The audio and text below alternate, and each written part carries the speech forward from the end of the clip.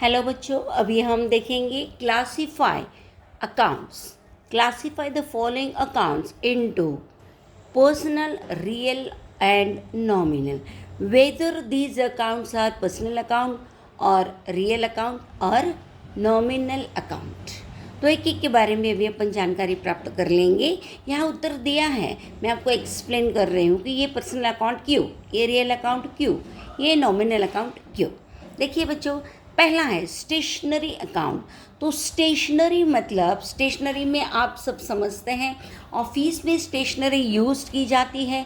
इस स्टेशनरी के अंदर आपको पेन, पेंसिल, रबर है कि नहीं, स्केल, ये जो पेपर्स मतलब पेजेस, ये शॉर्पनर जो भी है, ये सब चीज़ें ऑफिस स्टाफ में वहाँ पर एज स्टेशनरी यूज़ की जाती हैं। तो जिस प्रकार का ऑफिस होगा उस प्रकार की स्टेशनरी विभिन्न हो सकती है।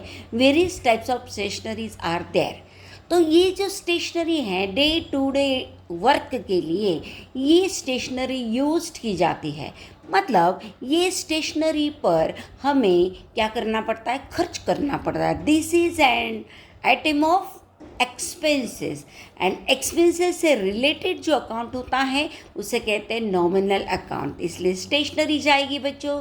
देखिए यहाँ पर नॉमिनल अकाउंट में first item stationery. Then second देखो महेश अकाउंट। महेश मतलब this is the name of a live person. Live person का नाम है, नाम है, इसका मतलब यह है पर्सनल अकाउंट। पर्सनल अकाउंट में देखिए महेश अकाउंट। देन थर्ड है मशीनरी अकाउंट। बिजनेस में जो मशीनरी यूज़ की जाती है, जिसके ऊपर प्रोडक्शन होता है, ढेर सारे प्रकार की टाइप की मशीनरी होती हैं। And machinery is an large investment of business. This is an large investment of business and long time एगो हम लोग उसका क्या कर सकते हैं, यूज़ कर सकते हैं। तो this is type of capital expenditure means this is an asset. ये हमारी एसेट प्रॉपर्टी है। एसेट प्रॉपर्टी दूसरे वर्ड में उसको भी कहा जाता है कि जिसको हम मार्केट में इजीली बेच सकते हैं एंड उसका कन्वर्टेशन कैश में हो सकता है। तो मशीनरी आपको नहीं चाहिए, आउट ऑफ डेट हो गई हैं, आप उसे मार्केट में बेच दो तो आपको उसका पैसा मिलेगा। मतलब this is asset property.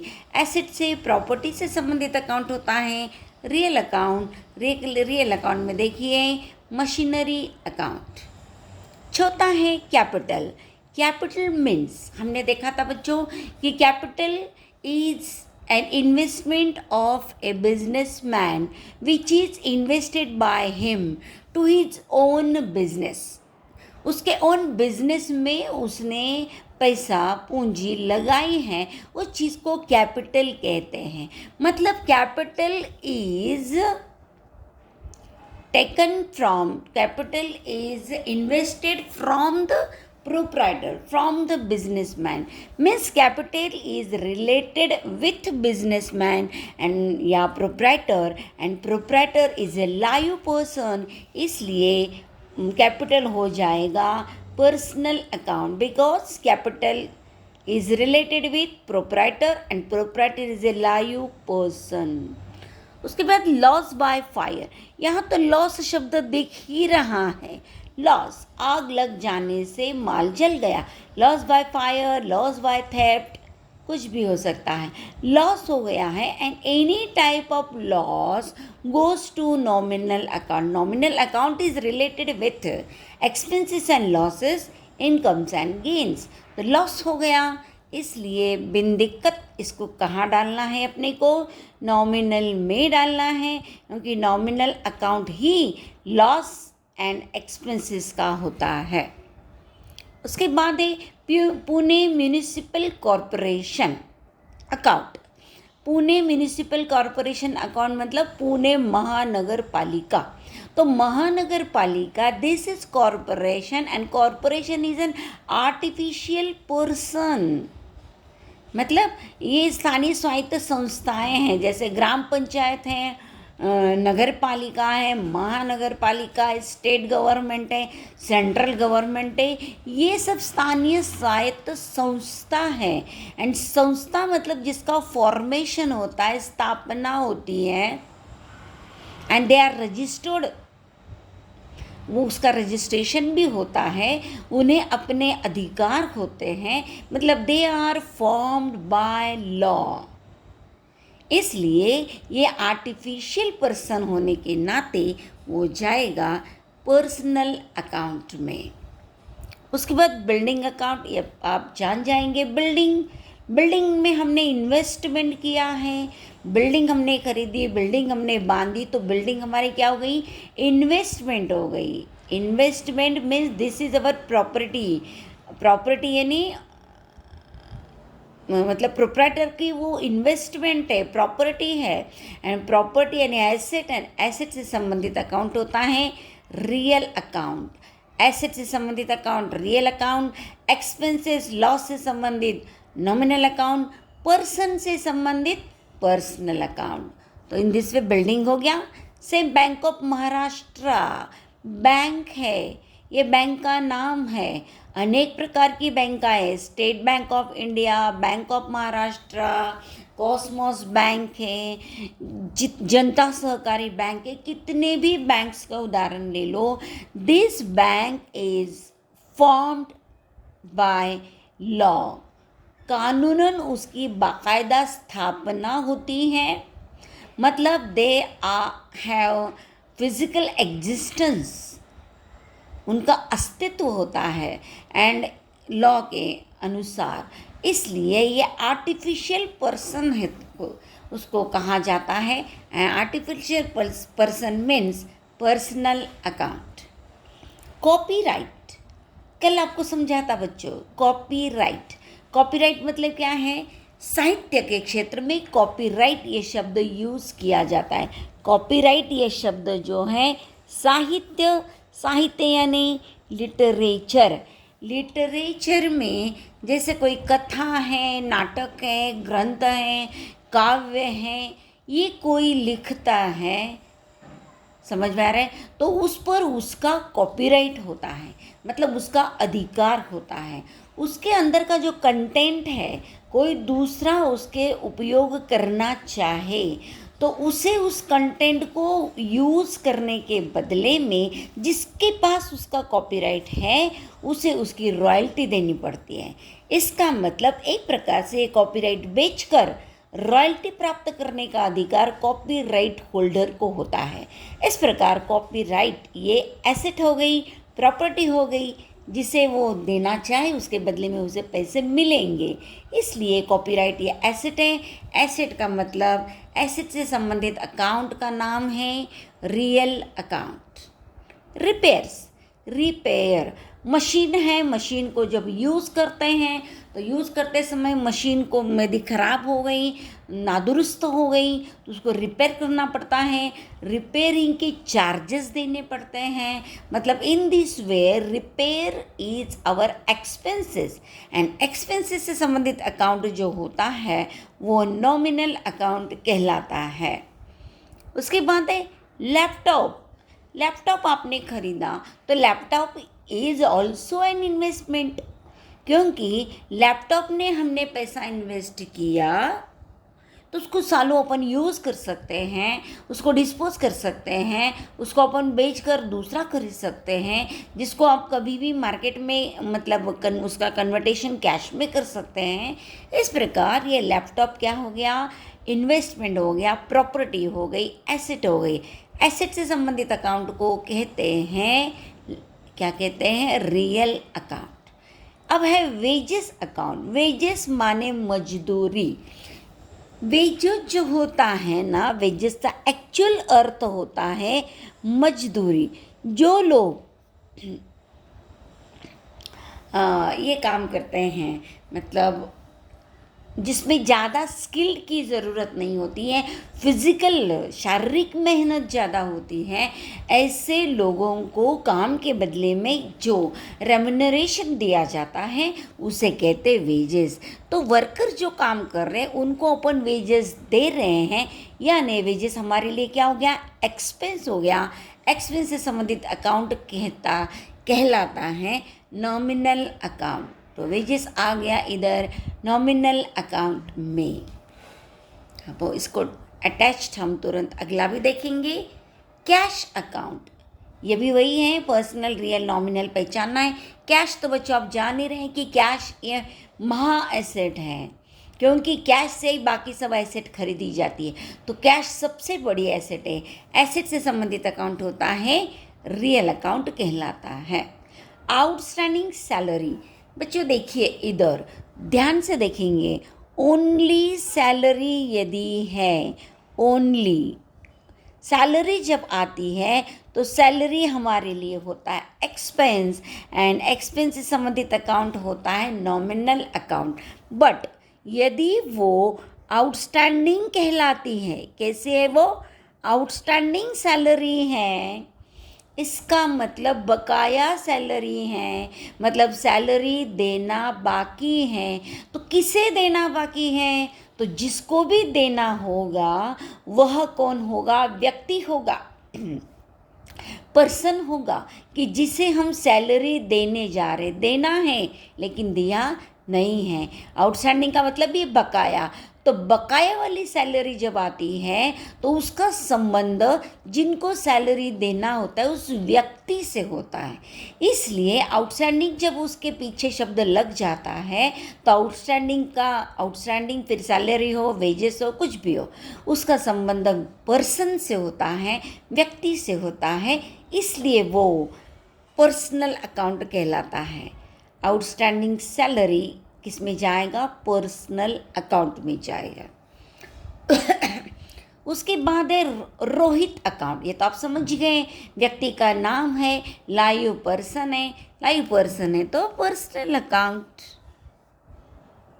Live person है तो कहाँ जाएगा, पर्सनल अकाउंट में जाएगा। फर्नीचर, बिजनेस में जो फर्नीचर अपन बनाते हैं तो फर्नीचर ये एक प्रकार की इन्वेस्टमेंट ही है, एक प्रकार की लागत है, वो हमारे एसेट है, प्रॉपर्टी है। एसेट प्रॉपर्टी से संबंधित अकाउंट कहलाता है real account. Life insurance corporation, ये बीमा कंपनी है, बीमा कंपनी। तो कंपनी शब्द आ गया, कॉरपोरेशन शब्द आ गया, कंपनी शब्द आ गया। इसका मतलब this company is formed by law, it has an physical existence also, और इसको स्वतंत्र अपना अस्तित्व होता है। This is an artificial person, so ये हो गया, क्या हो गया, पर्सनल अकाउंट। फिर गुडविल, कल हमने गुडविल की चर्चा की थी। जैसे व्यक्ति का कैरेक्टर होता है, character is the most important in human beings, उसी प्रकार goodwill is also very much important in each and every business. क्योंकि गुडविल क्या है, बिजनेस का नाम है, बिजनेस का क्रेडिट है, क्रेडिट इन द मार्केट।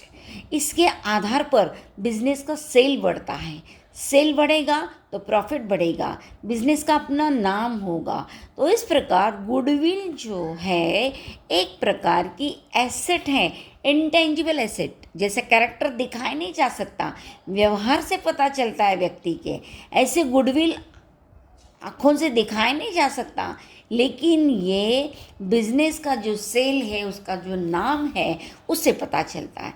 इसलिए गुडविल इज इंटेंजिबल एसेट है। एसेट से संबंधित अकाउंट रियल अकाउंट कहलाता है। उसके बाद प्रीपेड इंश्योरेंस, जैसे बच्चों हमने आउटस्टैंडिंग देखा था, सेम प्रीपेड। बच्चों फिर से देखिए, ओनली इंश्योरेंस आ गया तो इंश्योरेंस मतलब किस, यानी instalment of insurance goes to insurance company. So in this way only insurance होगा तो insurance is a nominal account expenses and it goes to nominal account. लेकिन उसके पीछे शब्द लगा है प्रीपेड। क्या शब्द लगा है, प्रीपेड। प्रीपेड मतलब paid in advance, this insurance is paid in advance to insurance company. तो ये एडवांस में ही जो पैसा ड्यू नहीं हुआ है उसको हमने एडवांस में ही पैसे क्या कर दिए, पेड कर दिए हैं। तो ये एडवांस में पैसा किसे दिया है, तो इंश्योरेंस की कंपनी को दिया होगा। कंपनी को दिया होगा तो company is a artificial person. किसको दिया है, कंपनी को दिया है, एंड कंपनी कौन है, आर्टिफिशियल पर्सन है। इसलिए ये हो गया पर्सनल अकाउंट। क्या हो गया, पर्सनल अकाउंट। तो बच्चे ध्यान देखिए, प्रीपेड एंड आउटस्टैंडिंग दोनों भी आता है, तो दोनों का संबंध व्यक्ति से होता है। भला वो एक्सपेंस है, हेडिंग एक्सपेंस का है, लेकिन प्रीपेड एंड आउटस्टैंडिंग में उसका संबंध व्यक्ति से आता है, इसलिए वो जाएगा पर्सनल अकाउंट में। ट्रेडमार्क कल हमने समझा था आपको, प्रत्येक बिजनेसमैन अपने अपने वस्तु का आइडेंटिफिकेशन करने के लिए और उसको बाज़ार में अलग से अस्तित्व दिखाने के लिए उसका अलग अलग ट्रेडमार्क हम लोग क्या करते हैं, चॉइस कर लेते हैं।